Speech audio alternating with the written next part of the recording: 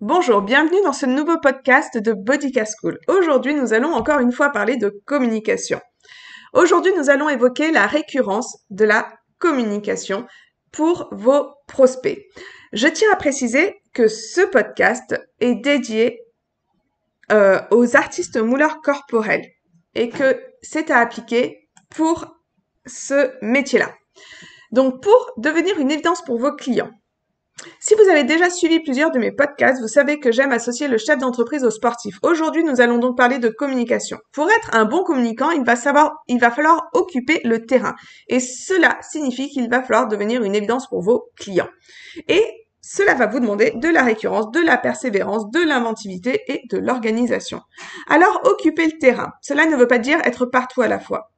Cela signifie qu'il va falloir être organisé dans sa communication. Pour ça, nous avons besoin d'un plan d'action commerciale, afin de garder une récurrence et de pouvoir calculer et analyser les résultats.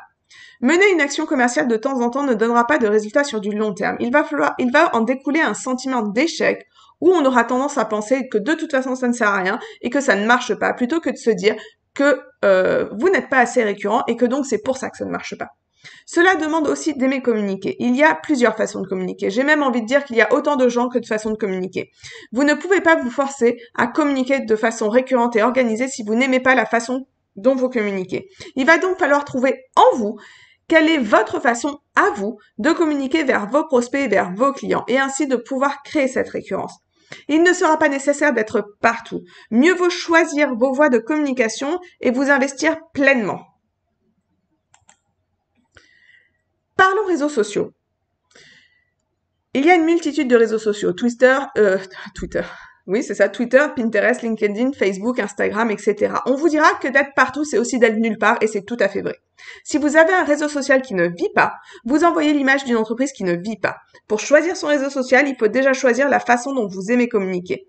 Car on ne communique pas sur Twitter de la même façon qu'on communique sur Pinterest. Et il est important de se poser les questions car une fois que vous aurez choisi votre réseau social, il faudra communiquer et il faudra donc l'animer.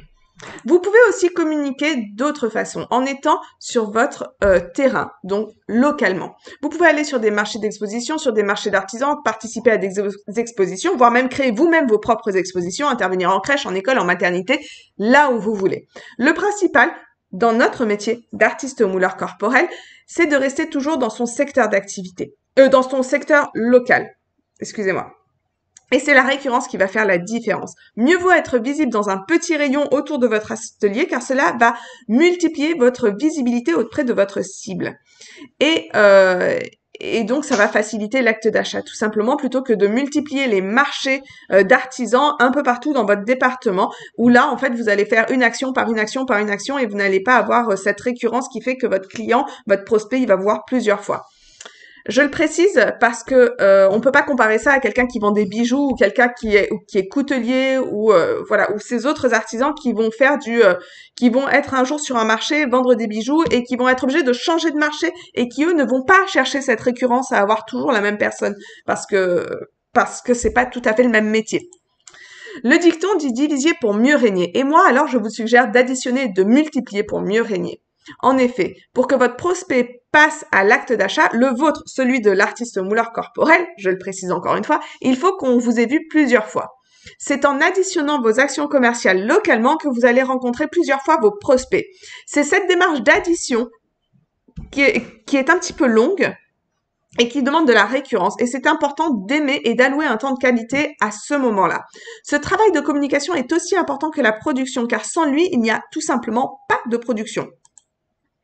On notera qu'il y a quand même une différence entre vendre à son client et l'acte où le client vous achète votre produit. Il est toujours plus facile que ce soit le client qui achète votre produit plutôt que vous qui lui vendiez. Et lorsque vous avez une communication récurrente et organisée, vous êtes dans la deuxième position qui est nettement plus confortable. J'espère que ce podcast vous aura aidé et je vous souhaite une bonne journée.